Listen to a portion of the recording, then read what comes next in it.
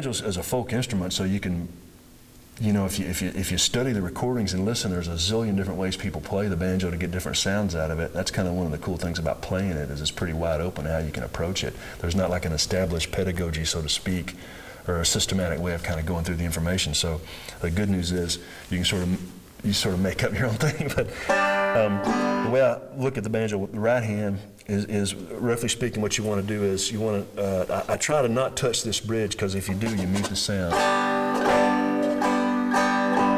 It's actually kind of a cool sound, but I try to, when I'm playing it, I try to not not touch this bridge, because it'll dampen it. So I put my little and ring finger just right in front of it there like that, and I don't push down the head too hard either. Basically speaking, with all your hand motions on the banjo, you don't want to wrench it, because you'll pull it out of tune. So I just rest these two fingers lightly, and if you can imagine, like when you look at it like this is kind of a flat plane here, and this is kind of how, when I look down, this is kind of what I look at. So I anchor these two fingers here in front of the bridge, and I don't push too hard, and then I play like that, and I sort of pull towards my palm.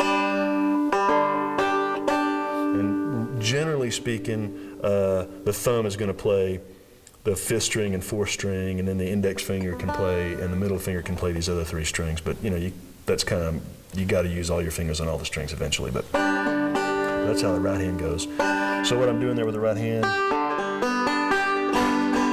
whether I'm brushing, whatever I'm doing, I'm usually anchoring my little finger and ring finger on the top of the head like that. Now, a really good pattern to learn on the banjo is, they call them rolls, which is, that's kind of a banjo-specific term. It's not really a technical musical term. It's just a banjo-esque term, so to speak. But rolls are like these little right-hand patterns that you can learn that are one measure or one bar long. And it's like a systematic way of getting your fingers moving on the banjo and getting some music out of the banjo.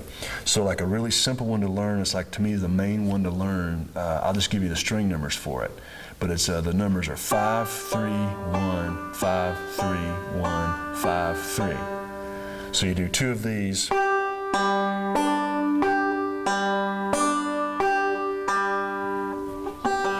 So it's a 5, 3, 1, 5, 3, 1, 5, 3.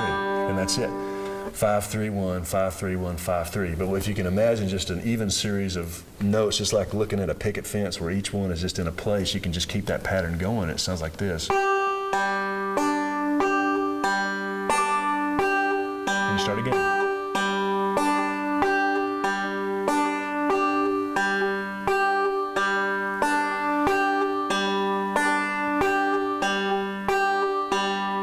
Trying to make them as even as I can, trying to give each note the same time value and also the same dynamic. I'm trying to play them the same level also.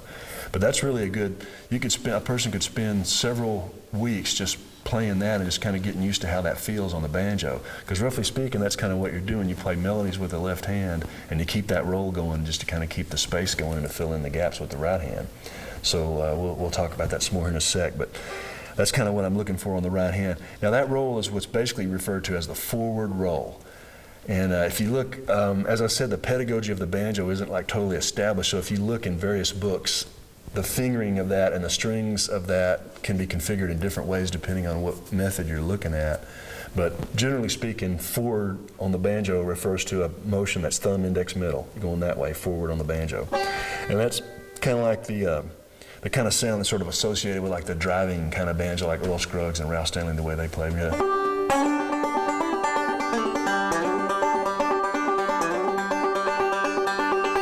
Like that, the forward motion on the banjo is basically out of that forward roll there. So the interesting thing about that roll, a couple of points is, one is it's exactly one bar long. I'm thinking about it in terms of being 4/4 time, and those are eighth notes, but it could also be sort of represented in 2/4 time, and those being sixteenths either way. But basically, you get 8 notes in a measure of music. And the interesting thing about that roll is number one, it's asymmetrical. You have 3 notes and then 3 notes and then just 2 there. So it's a little bit lumpy. It's not like 4 notes and then the exact same 4 notes again. It's asymmetrical. The other thing interesting about that roll is that before you do anything at all, you hit the 5th string.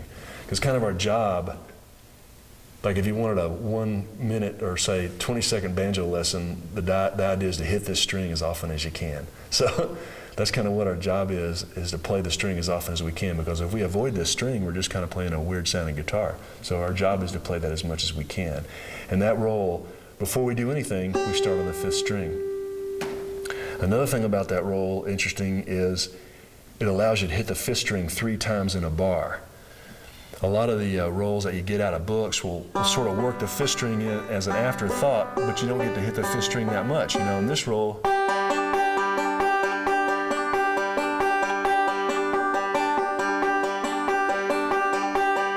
you get to hit the 5th string a lot. So and also you hit it 3 times a bar, and also there's a bit of syncopation that occurs on that string. So in a bar of music, I'm going like that.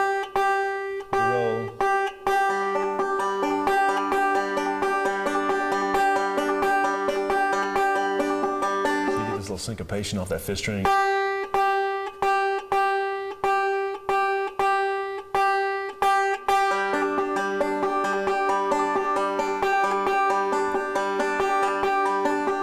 As a matter of fact, that's one thing you can listen to when you hear banjo players play, is see what they're doing with the 5th string, because like the techniques and a lot of the stuff that happens later on is like different ways of incorporating the 5th string into the passage.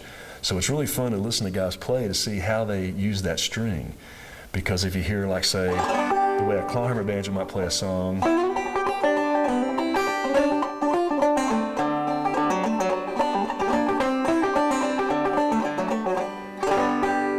way a Scruggs banjo player,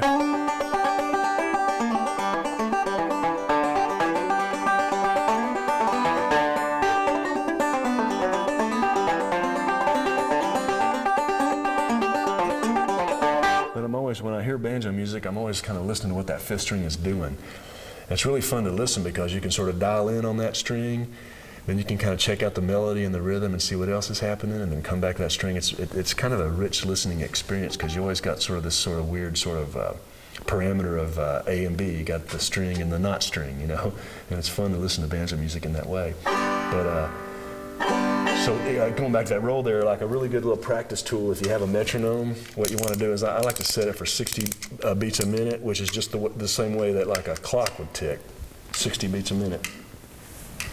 And like what you can do is you can play 2 notes for each click, and that lets you play 1 bar of music. So you get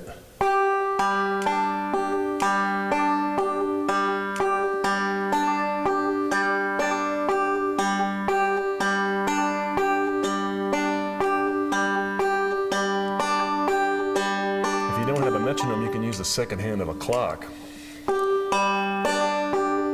which is going to beat at 60.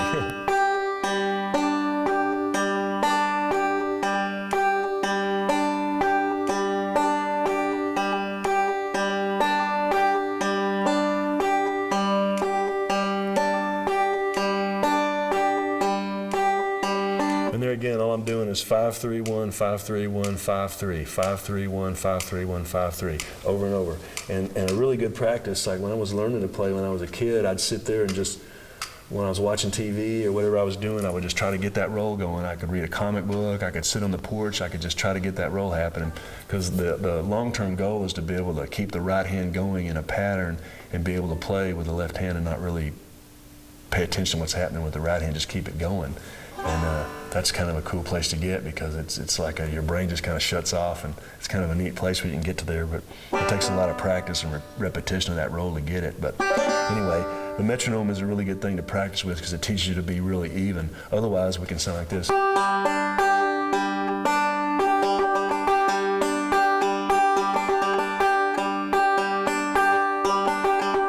I'm playing the notes in the right order, but the rhythm's all over the place. So the metronome teaches us to play really even and the same distance between each one. And also it's clicking where we can hear the bars too. We can hear 4 beats in each bar that way also. But anyway, that's a good practice for the roll, just to get that going.